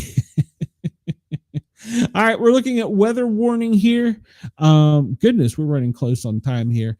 We will skim through this real quick. Puerto Rico, well, you're getting flooded. Andy in Montgomery County, Maryland, has his afternoon text where they test the emergency broadcast system, and it's still working. And it is foggy over in Ohio. And in Colorado, well, shocker, shocker, winter weather advisory, and even a winter storm warning in the higher elevations. Wisconsin has a frost advisory. And, well, all right there. And on the Great Lakes, they have some small craft advisories. Guam has a red flag warning. I'm assuming that's probably due to heat. And let's see, the flood warnings will move to the northeast into New York. Louisiana, yes. Mississippi, yes. Heavy flood warnings for you guys and gals. And, well, Arkansas and Louisiana jump in there as well. Let's see, that's it. Luckily, there are no, Arizona has an air quality alert, which we'll check out here in a bit. In Alaska, they have a hydrologic outlook. All right. We looked at that yesterday, and I think that was because of the rainfall, if I was correct, in Alaska. Or no. That was the shifting ice on the lakes. That was a hydrologic outlook. So that is our current weather warnings. Not showing anything too severe on the weather warnings. Let's go look and see what it looks like in real time on a map. And we'll see, as we talked about, those storms are, well, it's to the south of Topeka, and pretty much it's got a little bit of activity, but it's not a very strong storm. It's basically going from the north to the east in its usual manner. In the Midwest, it's some thunderstorms, but not as strong as we've had in the past couple of days. Now we get down into New Orleans, and if you're working out in the Gulf of America on an oil rig, well, you're having a very windy, stormy day out there, and New Orleans is going to take the brunt of it with heavy storms today, and that will slowly move to the northeast. We did talk about storms on the Atlantic side. Georgia is currently getting hammered on their coastline with a pretty strong cell that is going to be moving out to sea. That is the one they said could, very slight chance, cause a little bit of tornadic activity. Hopefully it will be water spouts out to sea. And let's go over here and look just for giggles, and let's see if it's snowing in Colorado. Yes, there is some blue stuff of that Yankee dander in the higher elevations. Oh my, I can't believe we're still talking about snow. All right. So there we go. We've looked at that. Nothing too severe up in the northeast, just to the southeast of Montclair, the capital of Vermont. It is a heavy storm up there moving over into New Hampshire. So it's got some activity to it. And then further to the northeast, there's that Yankee dander up in Canada. So let's check and see what the electrical activity on these storms is, because that's the most important thing to note. We see we missed one over in Arizona, a small little cell just southeast of Flagstaff, northeast of Phoenix. We missed that one on the radar. And we look over in Denver. Well, they might be having some thunder snow, Fort Collins, Loveland, Greeley area. And Kansas, your cell doesn't look to have too much electrical activity. Maybe a little around Topeka.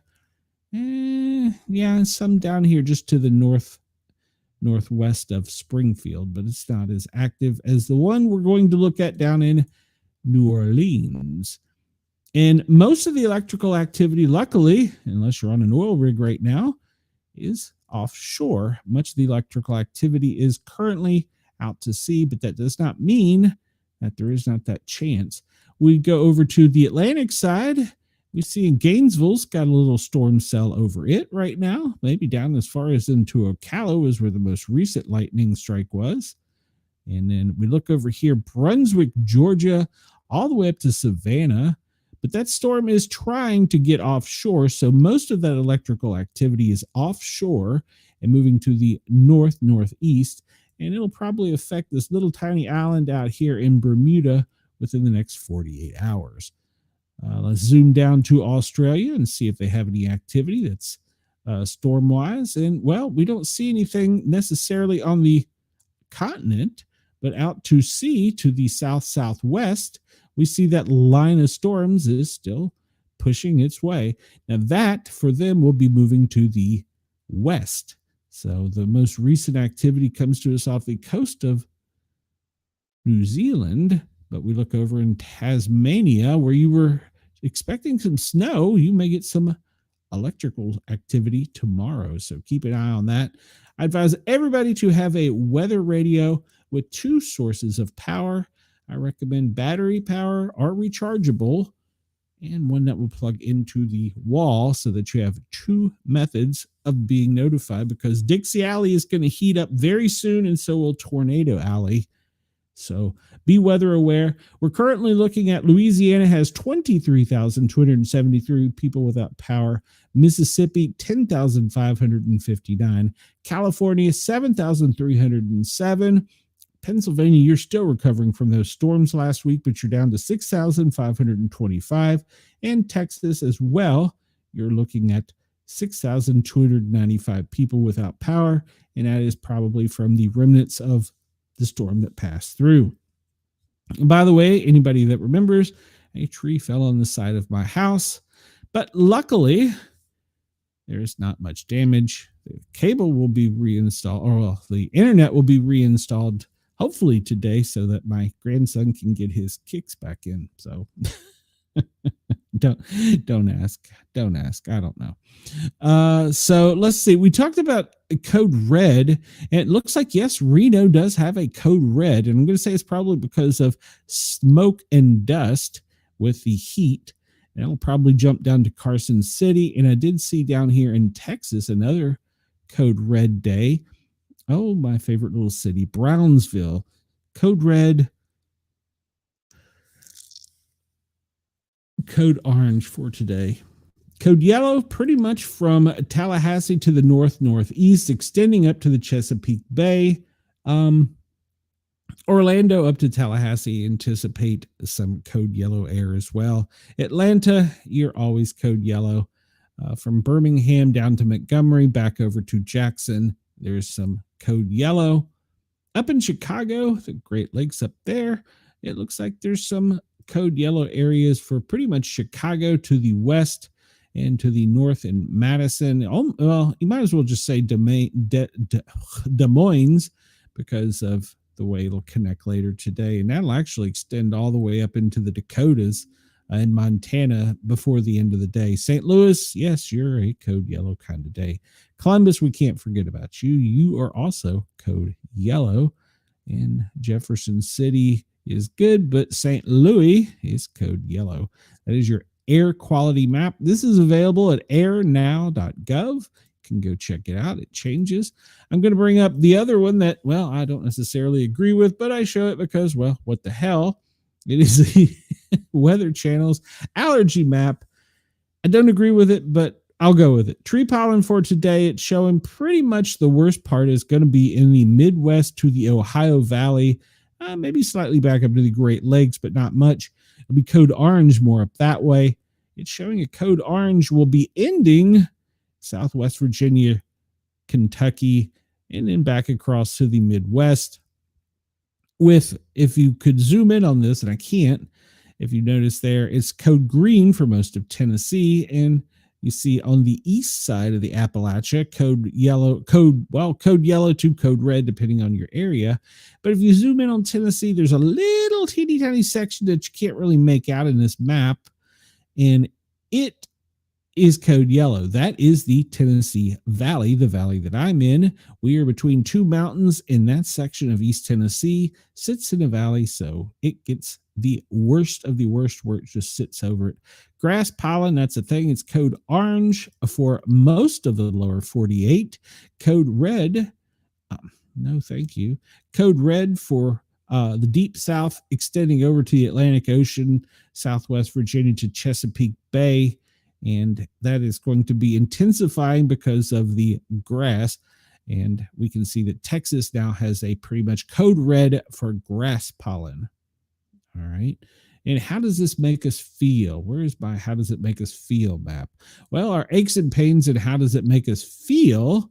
Apparently, in the deep south, the central Ohio Valley, back over to the short Midwest. Well, it makes us feel pretty good. If you're up in the Northeast, feel pretty crummy. And if you're over on the West Coast from, well, pretty much all of Washington to Oregon, it's an achy, hurty kind of pain day. Hurty, is that a new word? Hurty. How am I doing on time? It's 2:40. All right, let's continue onward. We're going to update this real quick because it is at 13:10. That was when I earlier created it. And, well, they haven't updated it. So let's take a look at this. And I've changed the wind map around a little bit, showing how the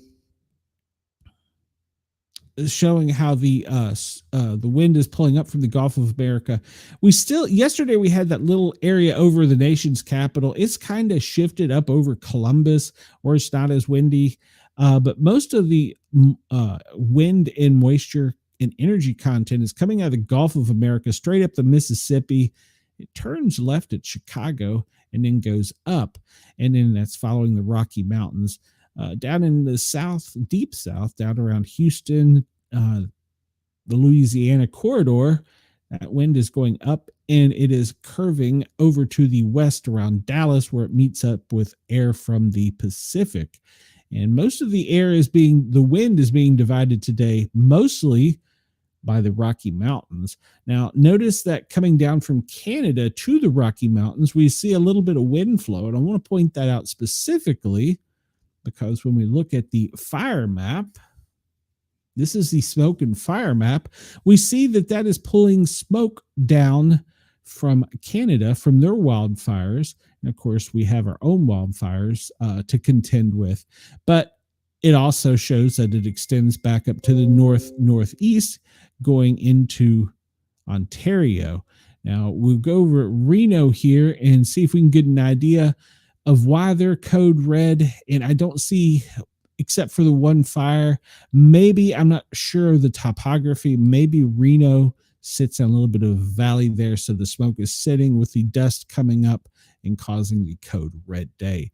So most of the smoke coming down to the lower 48 is from Canada, but it's being in that convection being pushed right back up in Ontario. And then all the fires to the southwest are pretty much being pushed out into the smoke is being pushed out into the Gulf of America. Now, this map comes to us from USA Today. It does also show fires. It shows the worst, or I guess the most intense, in red, but let's take a look at some other things here real quick. First off, this is the air quality brought to us from IQ Air. And as usual, we see pretty much from the equator up, well, that's where most of the pollutants are.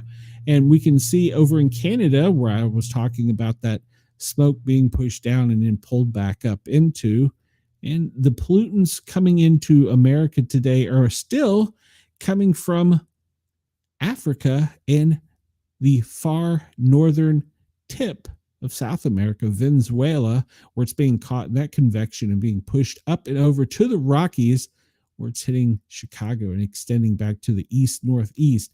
So believe it or not, some of that is dust and smoke and pollen. It's particulates mainly you can't see, but it's coming from the African continent. And let's take a look here. Also, I wanted to know, we'll look at it on the other one, but there's a little area of concern into the Pacific for some weather later in next week. We look and see, as we were talking about over in Australia, it's going to be a pretty windy day along the coast. Inland, not too bad, but if you have the smoke, you're going to see any of the particulates coming up and over into central Queensland, going back out to the northwest, but it's not going to be that intense. If you're down in Tasmania, it looks as though you're pretty clean on air quality today. And we'll zoom out here a little bit, go back in. New Zealand, it's looking like you're having a pretty good day, except for maybe in the northeast section of New Zealand up in there. So that is what the pollutants look like currently. If you look in the Middle East, between all the smoke and sand, it's a really dirty mess over there. Probably also got something to do with these countries popping off at each other, setting their own little bombs and explosions. So it's probably got something to do with that as well. So that those things get in our air. No, go away. Want this right here. That's what I want. There we go. All right. So now I'm going to show you, for the listeners, you can't see this, but it's a big, beautiful, round, perfect blue globe. And we can see the current wind flow. We can also change it to the waves and tides. But the wind flow, if you had a plasma screen TV and some chill music playing, this would be the perfect thing to be showing. And it shows us the winds that are being generated, and AI shows the intensity at which they are blowing. And we see up off the Alaskan coastline there, that little high is still spinning. But if you notice down to the south of that, there's a little break. They're concerned that that may come down next week and cause some type of activity. So keep an eye on that. There's also one that they're not really watching, but it's over in the northeast section of the Atlantic that has some potential to it. If we zoom in over here, they're just keeping an eye on that, but currently it's not really on their radar. And this little front down here, they're keeping an eye on how it forms as well. We know traditionally, once hurricane season starts, most of the intense storms come from the African continent. Let's zoom down into the lower portion of the country or the world, and we see Australia. We look at your wind in pretty much on the northern section of your continent. The wind is going from the east to the west, and on the lower half is pretty windy along the coastline, but otherwise, except maybe down there in Sydney, it's not that bad of a windy day for you.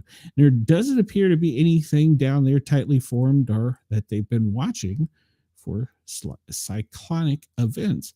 I'll change this so that you can see what it would look like if we flattened it out, for those of you that would rather view it that way.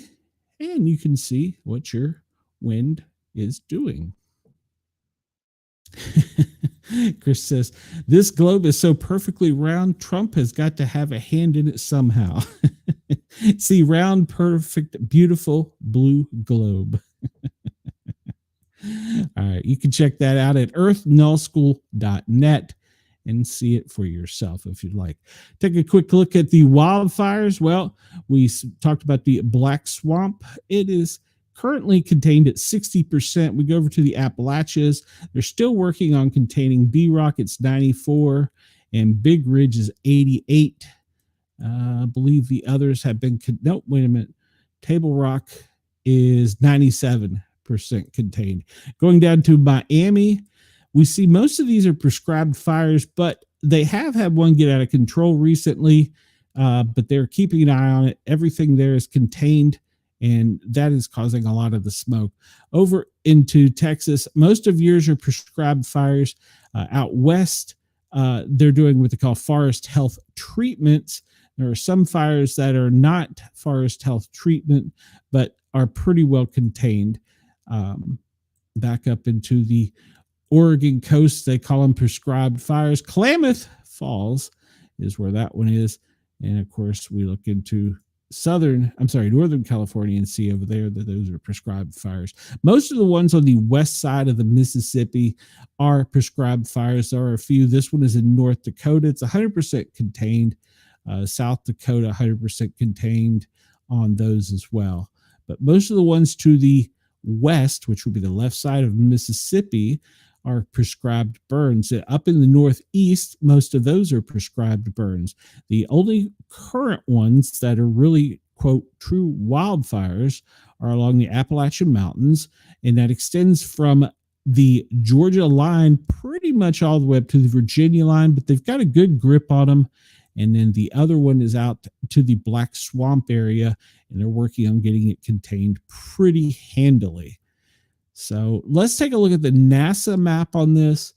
And the reason I like the NASA map is not only does it show the intensity, These little red dots, for those of you that are listening to us only, allowing us to tickle your ears, it's a zoomed out vision of the United States where the larger flames are the wildfires, are prescribed burns on the east or west side of the country. But it also has several little dots throughout it that show what could potentially be a wildfire that the satellite has spotted or someone has reported. They just don't have enough data or they haven't put it out yet. Some of them could be as simple as a structure fire, like a house fire or something. So that is from the Forestry Service and NASA. All right, so let's go to the event list real quick because we've only got about 10 minutes left. And we see that beachgoers luckily escaped the stingray attack yesterday. We talked about that. And then, let's see here, 25 cases of African horse sickness have been confirmed in Namibia in Africa. All right. And then kilotons of dead salmon spark call for farm scrutiny. That's in Oceania, Australia. And in South Korea, measles cases have hit a high with outbreaks across Asia, Southeast Asia. All right. And Canada, provinces warn of measles exposures at a school. All right. And hepatitis A has been declared as an outbreak in LA County. We talked about that as probably shared needles. Thailand, they are confirming the 4th case of anthrax. In India, a 7-year-old, let me take that off screen. In India, a 7-year-old has died of rabies. If you remember, we talked about coyotes were attacking beachgoers on the coastline of the Atlantic region, New Jersey, I believe. Nor was it Florida. I don't know. Anyhow, there was concern of rabies there. Well, a 7-year-old has died of rabies despite being vaccinated in Asia, in India. All right. And a polio virus has been detected again in the sewage systems of Pakistan. Aren't those the two countries right there that are shooting things back and forth at each other? And the anthrax death toll stays at 1, but 90 others are still at risk in Thailand. And let's see, let's continue onward and get down to the Republic of China. Cyber attacks targeting Taiwan. There's a shocker, cyber attacks. We know that's coming. Israel, we know that the Houthis and Israel's are sending boom things back and forth at each other. And over in the Congo of Africa, refugees are facing a humanitarian emergency because of apparent mass displacement. Not sure what that's about. 9 injured in a shooting in Oklahoma City near a food hall. And in St. Lucia, brothers and neighbors killed each other in a deadly shooting. All right, well, that's not good. Laos has had gunfire near the border, leaving 2 soldiers dead. We talked about that. And I think that's all from there. Brenda says, hey, did you guys like the stream? If not, hit it. Well, I hope they like it. Hit that thumbs up button. So I'm not sure what she's talking about there. Pakistan, 7 soldiers were killed in a blast targeting an army vehicle. Well, like we said, they're sending off things at each other, and so I'd expect that to go. That pretty much would move down to the war category. Yeah, shocker. And we talked about the toxic algae bloom in Southern California. And Cyprus, series of explosions near a port has triggered a large fire overnight in Asia, Cyprus. And let's see, UK, a large agricultural fire in Withram. All right. In India, overnight, 7 injured at a fire in a cracker manufacturing plant in Odisha. All right. And we talked about the restaurant up in Boston with the fire. And let's see here. We've went over outdoor fires. We'll hit earthquakes real quick, but the most recent one was in the North Pacific Ocean. I don't know if any tsunami threats have been posted. Let's see. A volcano in Bolivia is showing signs. All right, well, Kilauea Spur and Sitkin are all being monitored for an explosion. And we talked about flooding in the U.S. Well, this was overnight for a 45-mile stretch of Seward, Alaska, with a tsunami warning. Nothing must have come of that, so I'm sure we would have heard about it. Let's see, Pakistan, we talked about that. 6 minor children died of suffocation. Chris says, doesn't every explosion have some level of mystery involved with it? Otherwise, wouldn't it have been stopped from happening? That is correct. That is correct. Even a smoke explosion. Yes, that is correct. If you're a firefighter, a smoke explosion is also known as a backdraft. And you can tell when they're going to occur because when you come up on the scene of the structure, it doesn't have a lot of smoke, just a little light gray smoke, but you'll see puffs of smoke come out and come back in. And what that is the actual fire is breathing. In other words, it's lost all of its oxygen and it's gasping for air. So it's reaching out and pulling back in. And what happens a lot of times is when you bust open a roof, it causes, or not necessarily a roof alleviates it, but they're highly risky maneuvers to do, but it alleviates the heat. But if you open a door during that, you're going to cause a smoke explosion or bust a window. Busting windows are fun during those. Don't ask me. Let's skip over here to this because we saw, and I'm going to update this real quick. We saw that there was an earthquake in central Peru, western Turkey. These have been all several hours ago. I don't know if we were still live yesterday, but there was one in Virginia, actually, which I believe was in Richmond, Norfolk area. We zoom out, and these are the most recent earthquakes, not earth dates. Running low on time here. One in Nevada and one in New Mexico were the most recent over on the California coast. Malibu, Red Bluff, and I bet that's going to be Crescent City. Nope, Petrolia.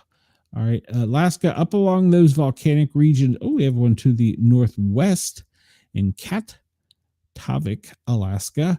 And the little islands down there, they have all had all kinds of activity. So they're looking for something to happen down there.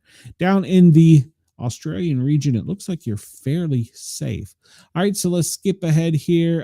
Volcanoes we talked about. There was no real space weather to talk about. I don't think the aurora is going to be anything major for the next couple of days. It's going to stay pretty much where it normally does with the northern lights. We don't have a lot of time to go over the live interactive news map. Let's see what this one is. U.S. and Israel discussed establishment of a temporary American administration in Gaza. Okay, well, that's breaking news. I hadn't heard that. All right, well, I don't know how it makes me feel. We'll go over here to New England FireNet, and I'll refresh this because it looks like the last major fire was in Brooklyn, but it's under control. And this is in the northeast. There was one in Connecticut. Milwaukee had a shooting. Milwaukee shooting. This was at 7 this morning. A 16-year-old shot, and apparently the other guy didn't survive the shooting. All right, let's go. I wanted to get this because we were talking about this currently is all the planes over the United States. We'll take it out real quick and just look out and see if there's anything military-wise. I don't see any surveillance planes going up to the northeast. I will tell you that a lot of this down here with the Blackhawks is training. And when you get up a little bit to the further north, that is not training. They're on some kind of ice mission. Now, it was reported yesterday in the Washington, D.C. region that there were some ice operations ongoing. I cannot confirm nor deny that, but there were several reports of it. And there's also been several reports. There's the a P8. So that also may heighten this a little bit. Along the coastline, there is some concerns that there is a submarine that is extremely close to our coastline that they're concerned about. And that's what the P8 was out there doing, probably looking. And there was some talk that there might even be one down as far as into the Gulf of America. So C-17, this one is, it's making a flight up from Milwaukee down to Belize and going back home. I don't see any planes that have went to the right down here to the right of Cuba, and I don't see what appears to be any what would be fighter jet activity. And what would show the fighter jet activity is refuelers. It doesn't appear that there's any of them on board. A lot of times those are night operations. And this C-17 is Canadian. And if we look at its tracing, it's coming all the way back over from UK. So that one has no call sign, but it's a C-17 Globemaster. It's making some kind of secret squirrel mission that they're not talking about. And a lot of these are just moving and watching, but this Black Hawk activity supposedly has something to do with ice in the Chesapeake Valley all the way up to the New England coastline. Don't know if that's true or not, but that's the story. But at any rate, I'll leave us because we're running out of time. It's time for David Beckmeyer's show. We want to make sure that he gets off on time, but we can see this is the Bitdefender cyber threat map. Red is attacks, orange is infections, white is spam, and as usual, the United States is getting hammered. So everybody have a safe day. Brenda, I am not reporting anything that is not on mainstream news and anything that is not released on social media or that you can see through public sources. So I am not giving up any intelligence or any information. I want everybody to come over tonight. We will be live at 9 p.m. Eastern time. We'll be on Radio X, Rainbow Radio, and Yerg's Radio as well. But come over to YouTube and find us at the Para Are Normal Guys. Para Are Normal, 3 words, guys with a Z. And check us out. We have a sex therapist, and we're going to be talking about paranormal sex. Is it possible to have sex with a ghost? All right, I am going to turn everything back over to their prospective radio audiences, and we're going to let Yerg's Radio, Rainbow Radio. Well, I just totally lost everything. I don't know. Went crazy there for a second. We're going to turn everything back over to Yerg's Radio, Right Talk Radio, Rainbow Radio, Radio X, so that David Beckmeyer's show can go ahead and start its broadcast. Everybody have a great day. I will see you tonight at 9 o'clock. Chris says, I've never been accused of giving up anything intelligent, myself included, Chris. Everybody, great day. Please come over tonight, 9 p.m. Eastern time. Bring your popcorn and get ready with those saucy questions for the family therapist, and we'll keep you in mind for anything else that comes up along the way. Everybody have a great day. I'll talk to you tonight. Sportcat is out of here. I'm going to push some button and go away. I will see you all tonight.